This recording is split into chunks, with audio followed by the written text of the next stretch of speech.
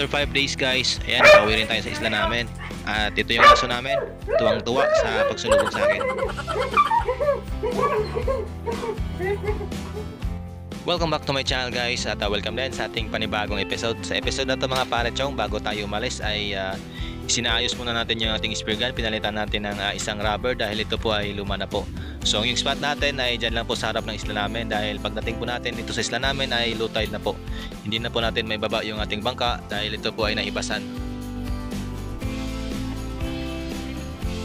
Bago tayo lumusong mga parechong, ayan, prepare muna tayo ng mga gears natin para pagdating doon sa area ay hindi na po tayo maabala. Shoutout nga pala kay Kapchuka Adventure, June Fishing TV, Islandga TV, at shoutout din kay Ma'am Jamaica La Mercado Monja, kay Lucas C, June TV Vlog, kay Rambong Taga Isla Vlog, kay RFG Fishing Vlog, Regina Reyes, kay Renan Fishing Adventure, at kay G. Carl Night is for Fishing Adventure.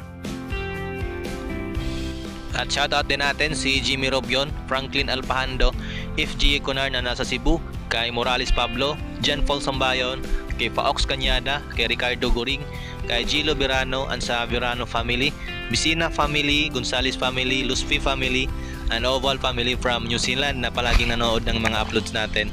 At kay Jerlyn Herida, shoutout po. Niload ko muna yung ating rubbers para pagdating natin doon sa malalim na part ay makapagpahinga pa tayo mga parechong. Doon sa mga nagtatanong kung saan ko nabili yung spear gun ko, ito po ay DIY ko lang mga parechong. Yung binili ko lang dito ay yung ating rubber, yung trigger mechanism natin, at yung ating Dyneema. At yung flappers din natin mga parechong. Hindi pa lang tayo nakaabot doon sa malalim na part mga parechong ay nakasalubong natin itong isdang needlefish or batalay or balo naman tawag sa amin. Sinubukan ko itong panain, kaya lang hindi natin natamaan.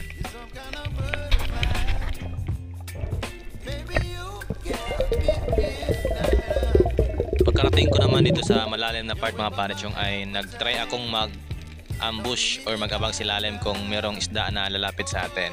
So dito ay medyo malalim to, na sa mga 8 dipa or 9 na dipa siguro.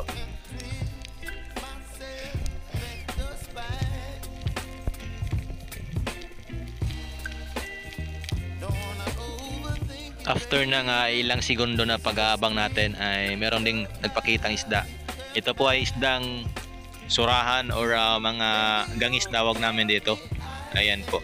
Nakapili na po tayo ng isa, ayun, yung surahan, kaya lang hindi natin natamaan.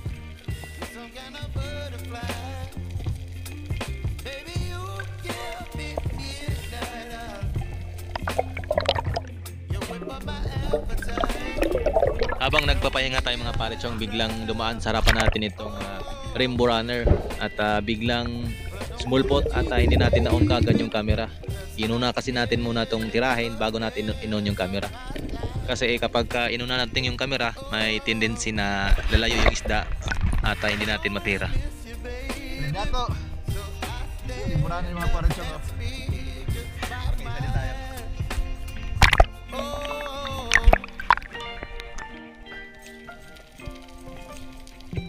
Sa may di kalayon mga parechong, doon sa pinagpanahan natin ng Rainbow Runner ay meron tayong nakita ang grupo ng mga juvenile na barakuda or tawag dito sa amin ay mga batog.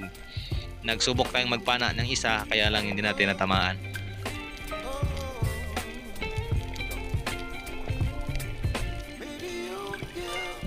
Habang nagpapahinga ko mga parechong ay biglang dumaan sa ilalim ko itong eagle ray or tawag nito sa amin ay pagi. So binaba ko mga parechong at kinuhanan ko ng video, at buti na lang yung eagle ray ay hindi ganun ka-aggressive. Ito po ay naghahanap ng kanyang makakain.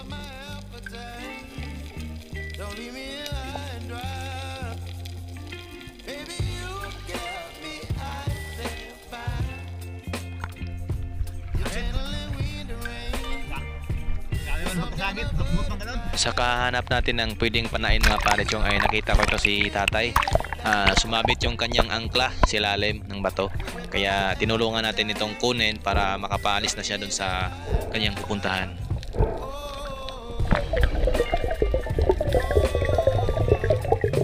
Grabe yung pagkasabit ng kanyang angkla dun sa ilalim ng bato mga parechong. At abuti na lang talaga nadaanan natin, dahil kung hindi natin ito nadaanan talagang hindi niya ito mahihila, dahil yung lubid ay talagang sumabit doon sa ilalim ng bato.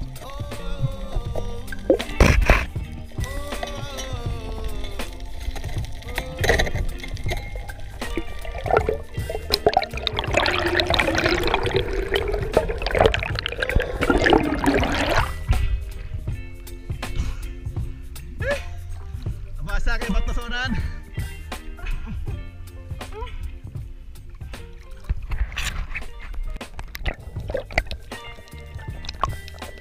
Another pagsisid mga panachong. So dito sa dive na to, nagsubok tayong mag-ambush or mag-abang dito sa ilalim nitong malaking bato.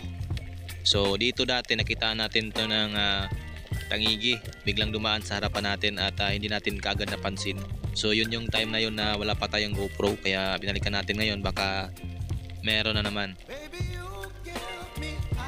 Hindi ko kinat yung video mga panachong para malaman nyo kung gaano lang katagal yung aking breath hold kapag ako'y nag-hand sa ilalim.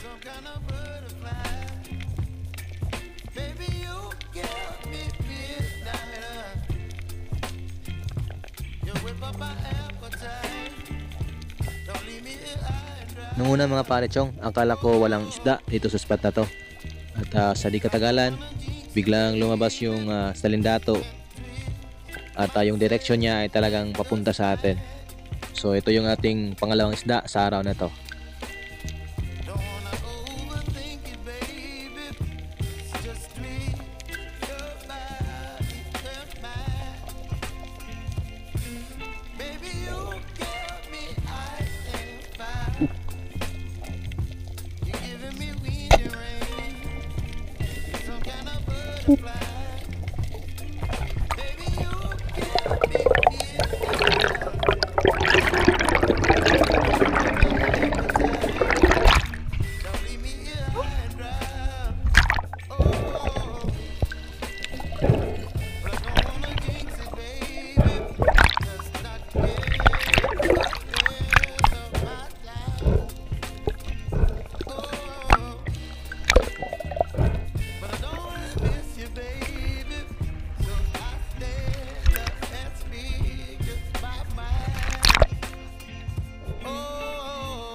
Ito lang yung manahuli ko sa araw na to. Dalawang good size na rainbow runner or salindato. And this is enough and let's go home. So ayan mga bro, ito lang yung nahuli natin ngayon. Dalawang salindato lang. Shoo! Magkilaw na. Magkilaw ta, magkilaw. Pagkarating ko naman sa bahay, matik na yan. Nag-slice na po ako dito ng pangkilawin. So yung the rest nito ay sinigang namin. At yung isa naman ay bininta. So yun po ay nagtimbang ng 7 grams. At kumita tayo doon ng 140. At ito yung malaki, 1 kilogram scale. Ito yung inulam namin.